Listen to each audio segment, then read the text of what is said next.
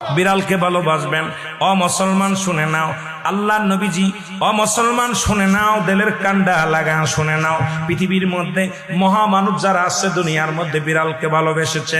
এই বিড়াল একটা গৃহপালিত পশুর মধ্যে পড়ে যায়, এটা এত প্রভুভক্ত হয়, এত মুসলমান শুনে নাও, বিড়ালটাকে অত্যন্ত মায়া করবেন। বিড়ালটা যদি দোয়া করেন, বিড়ালটাকে বিনা কারণে কোনো বিষ দিয়ে মারবেন না, কোনো কিছু দিয়ে মারবেন না।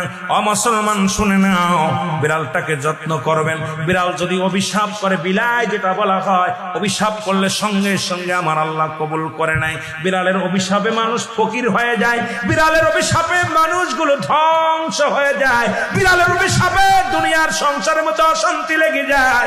বিড়ালকে ভালোবাসলে, ও মুসলমান শুনে নেও, এই বিলাইকে ভালোবাসলে, বিলাই যদি দোয়া করে, বিলার দোয়ায় আল্লাহ দরবারে অনেক ফায়দা লুটতে পারবেন। জোরে জোরে চিল্লায় বলা যাবে না মারহাবা।